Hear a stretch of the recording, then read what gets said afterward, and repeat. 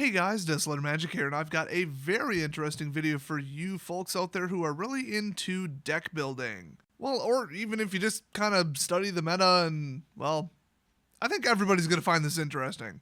When we had Standard Cycle out, we lost virtually every board wipe, and we gained, would you even call them board wipes? I mean, we still have Cleansing Nova, we always had, it's in M19. That's just straight up destroy all creatures, 5 cost, sorcery speed, white. I mean, there's your bread and butter board wipe. Plus, they also had to destroy all artifacts and enchantments. That's kind of nice. I like that. I would say it makes up for the fact that we lost Fumigate, but we lost Bantu's Last Reckoning. And now there's basically nothing. I mean, you look at what it was replaced with. Oh boy, Ritual of Soot. I mean, very good card, don't get me wrong, but it only blows up things with a mana cost of 3 or less. I mean, do I even really need to say it? If it costs 1, yeah, okay, it's gone. If it costs 4 or more, you really want it gone. That's the really dangerous, really powerful stuff. And, you know, there's exceptions. There's stuff with counters on it, Dimir Spybug, a Johnny's Pridemate, whatever. But I don't call it a board wipe unless it very reliably destroys very close to everything on the field. Well, at least creatures. So, wonderful spell, but I want Damnation, basically. I just want to pay a pile of mana, blow stuff up, and start over, okay? I love board wipes. And I mean, there's a bit of a history. I mean, Crux of Fate, Deadly Tempest, like Decree of Pain, Endemic Plague, Extinction, Forced March, Glyph of Doom, Ingaruk's Wake, which was asymmetric, by the way, Kindred Dominus, Life's Finale, I could go on. Black board wipes are a thing. They're basically a staple. I mean, there's not actually that many. It seems like there's only like 1 for every 4 sets. But how many sets are legal at a time? So it would be nice if one was legal and standard at all times. So what I'm thinking is they went with Ritual of Soot, and then they went with the much more watered down citywide bust for white. Because they wanted something, first of all, tactical, like for your own sake, so that, you know, like if you do citywide bust, destroy all creatures with toughness 4 or greater, just run small creatures, and then it's an asymmetric board wipe, or maybe a couple of yours get caught up in it, but in general, yours are going to survive, theirs aren't. But I mean, what game have you ever played where 100% of your opponent's creatures have toughness 4 or greater? So really, this is just like a selective mass destruction spell. I wouldn't even really call it a board wipe. Same with Ritual of Soot. So are they going to print one in the next 2 sets? I actually feel like they're purposely not. And remember, they have taken entire standard meta windows, I guess you would say, and crippled an entire like recurring famous mechanic in a color just to support a certain type of game state, a certain type of meta, a certain allowance, a certain strategy. They've done that before. And I caught this if you haven't been watching my channel for a while. I made a couple videos on it. The amount of limited kill spells instead of just, I'm going to kill this in black, were non-existent. I'm not even kidding. They killed Black Kill. They removed Black Kill from the game. Everything had a restriction on it right up until Eldrazi came out because nobody wanted somebody to just play, I don't know, something not indestructible, so not Ulamog, maybe Desolation Twin, I don't know, Breaker, you know, one of the big ones, even Void Winnower. And then you just pay 2 and blow it up, pay 3 and blow it up. I mean, with the use of Scions, I mean, you had to sacrifice them. Usually it was a one-shot thing, at least in the more basic decks. They'd either have to make every single, like, Titan-ish, large-sized Eldrazi hexproof or indestructible or something stupid like that, or just completely remove the ability to just one-shot it incredibly easily. So they had stuff like Destroy Creature with, like, power 5 or less, or 6 or less, or toughness, or, I don't know, with at least one color, I think was one of them, or multicolored only. They just completely danced around the issue and printed kind of functional stuff because black still needs kill, that's what they do.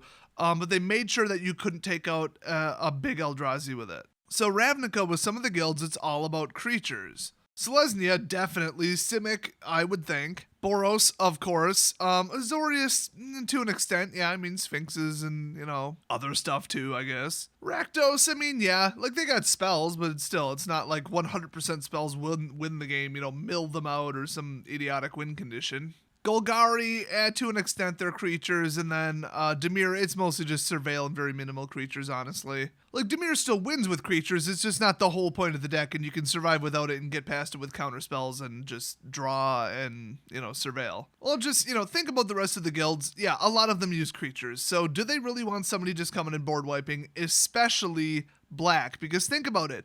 Right now, the two strongest decks, by far, in my opinion, are Dimir and Izzet. Especially Izzet.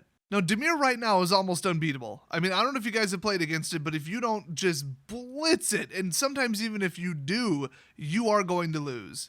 You go to turn 10, they've got more cards than you, they're holding more control, they've killed more of your creatures, and their creatures are huge because of the surveil synergy. So I think that they know that if they gave black a board wipe, that would be disastrous. And board wipes aren't really Rakdos's thing, so it's like, what else would they do? Golgari?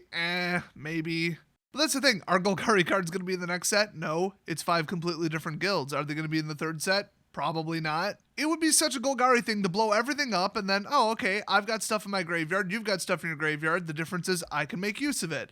So the fact that they didn't print anything for Golgari, except for, I guess, Ritual of Soot, but not really, that would be the chance.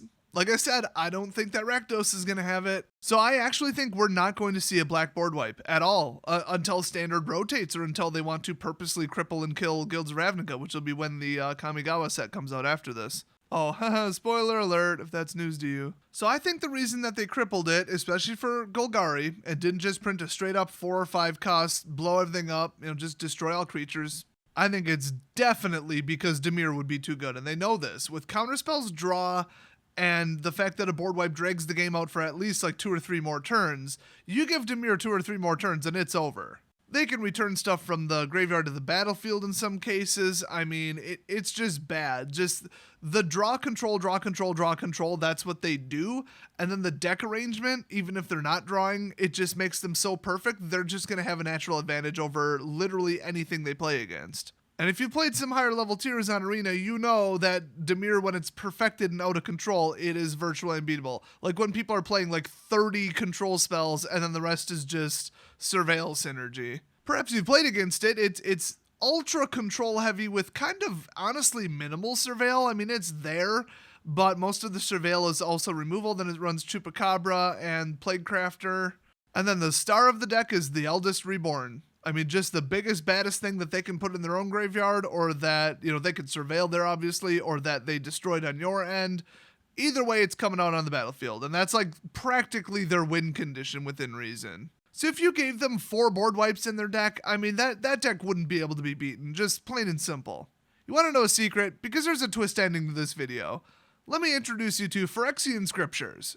If we're going to do a Saga deck where it's covered by, honestly, counterspells that surveil, I mean, we're in the context of a Dimir deck, right? If you can cover your Sagas if they, by some miracle, have something that destroys an enchantment, I mean, white has more than a couple, but that's about it. Why not throw in Phyrexian Scriptures? Oh boy, I love this one. People seem to forget this because, like, legitimately when they're looking in the Gatherer, they're looking for instants and sorceries with the phrase destroy all. Well, I just look for everything.